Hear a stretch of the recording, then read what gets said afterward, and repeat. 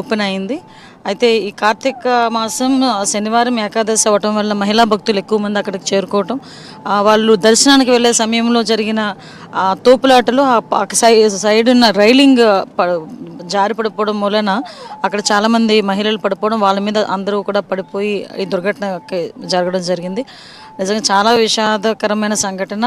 నిజంగా అందరూ కూడా మహిళలు అక్కడ చనిపోవడం అనేది చూస్తే ఇంకా విచారించదగ్గ విషయం. ఇలాంటి సంఘటనలు పునరావృతం కాకుండా చూసుకోవాల్సిన బాధ్యత కూడా ఉంది.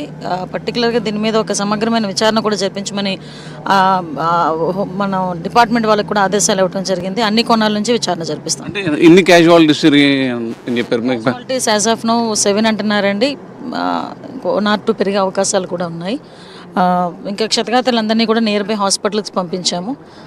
డెఫినెట్గా క్షతగాత్రుల విషయంలో ఎక్కడ కూడా రాజీ లేకుండా వాళ్ళకి వైద్య సహాయం అందిస్తాం.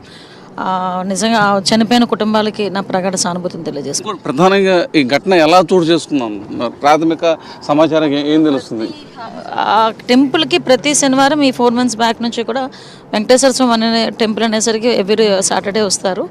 అందులో భాగంగానే దట్టు ఈరోజు ఎక్కువ మంది రావటం అంటే ఒక 1500 మంది వరకు ఎక్స్పెక్టేషన్ ఉంది. బట్ మనకి టెంపుల్ దగ్గర నుంచి పోలీస్ డిపార్ట్మెంట్ వాళ్ళకి ఎటువంటి ఇన్ఫర్మేషన్ కూడా లేదు. అయినప్పటికీ కూడా డిపార్ట్మెంట్ వాళ్ళు అక్కడ ట్రాఫిక్ అబ్స్ట్రక్షన్ జరగకుండా ఉన్నారు. అంటే దీన్ని ఏమన్నా దురదృష్టకర సంఘటన అండి. దీన్ని ఎవరిని కూడా బ్లేమ్ చేయాల్సిన అవసరం లేదు. ఒకసారి యాక్చువల్గా తరచూ జరగటం అనేది దురదృష్టమే. కానీ నేను చెప్పేది ఏంటంటే, అంటే ఇటువంటి సిచ్యువేషన్స్లో చాలా భక్తులు కూడా ప్యానిక్ అవుతారు, కుటుంబ సభ్యులు కూడా ప్యానిక్ అవుతారు. తగిన చర్యలు తీసుకోవడానికి అంటే డిపార్ట్మెంట్ అన్నీ కూడా మేము ఈరోజు ముందు నుంచి నడిపిస్తున్నాం. ఈ ఇన్సిడెంట్ జరిగిన వెంటనే డిపార్ట్మెంట్ వాళ్ళు అక్కడే ఉన్నారు. చాలామందిని రక్షించి నియర్ బై హాస్పిటల్ కూడా తరలించడం జరిగింది. ఇమీడియట్గా వాళ్ళందరినీ రెస్క్యూ చేయడం జరిగింది. At the same time fire department వాళ్ళు కూడా ఇమీడియట్గా అక్కడికి చేరుకున్నారు రెస్క్యూ ఆపరేషన్స్లో. ఇలాంటి సంఘటనలు పునరావృతం కాకూడదు. దీనికి అన్ని డిపార్ట్మెంట్ వాళ్ళ కోఆర్డినేషన్, ప్రజల సహకారం అవసరం.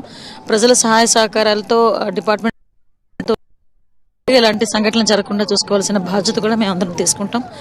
ప్రత్యేకంగా ఎవరైతే చనిపోయారో ఆ కుటుంబ సభ్యులందరికీ కూడా ప్రగాఢమైన సానుభూతిని తెలియజేసుకుంటున్నాం. అంటే రాబోయే రోజుల్లో ఇటువంటి ప్రికాషన్ తీసుకోబోతున్నారు. యాక్చువల్గా మీకు తెలుసండి, మేము తర్వాత ఇప్పుడు సింహాచలంలో ఒక చిన్న ఘటన జరగటం, తిరుపతిలో ఘటన జరిగిన తర్వాత ఎక్కడ కూడా ఎటువంటి ఇబ్బందులు రాకుండా ఎక్కువ టెంపుల్స్కి దర్శనాలకు వచ్చే టైమింగ్స్ కానీ ఆ పండగలు కానీ ప్రత్యేకంగా తీసుకొని దానికి ఒక SOPని కూడా రెడీ చేసుకొని భక్తులకు ఇబ్బంది లేకుండా ఈవెన్ వాళ్ళ దారులు కూడా అంటే క్యూ లైన్స్ కూడా మేము ఏర్పాటు చేయడం జరిగింది.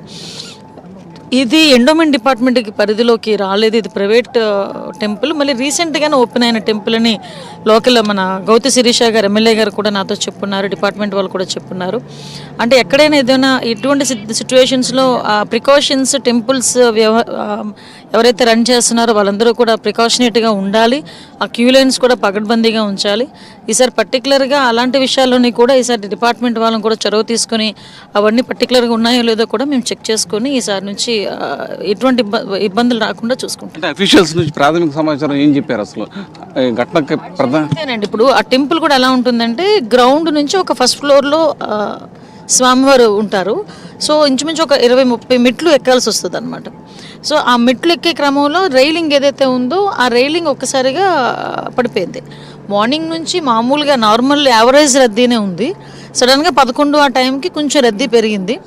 ఒకేసారి ముందుకు తీసుకెళ్ళడం, ఒకేసారి కొంచెం తోపులాట్లో ఆ రైలింగ్ కాస్త కిందన పడిపోవడం వల్ల రైలింగ్తో పాటు కొంతమంది పడిపోవడం, పడిపోయిన వాళ్ళ మీద ఇంకొంచెం మంది ప్రజలు పడిపోవడం వల్ల కిందనున్న వాళ్ళు చనిపోవడం జరిగింది.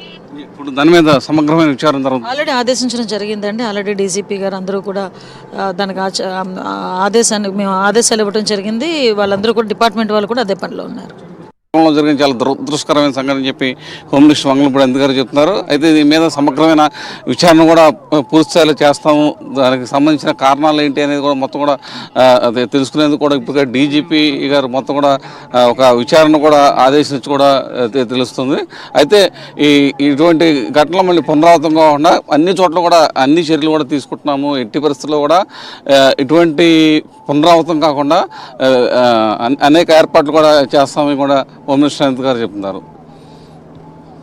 పూర్ణ, సో మనం చూస్తున్నాం హోంమంత్రి అనిత కూడా ఈ సంఘటన పైన రియాక్ట్ అయ్యారు. కాశీబుగ్గ తొక్కిసలాట ఘటనకు సంబంధించి సమగ్ర విచారణ కూడా జరిపిస్తామని చెప్పారు. సో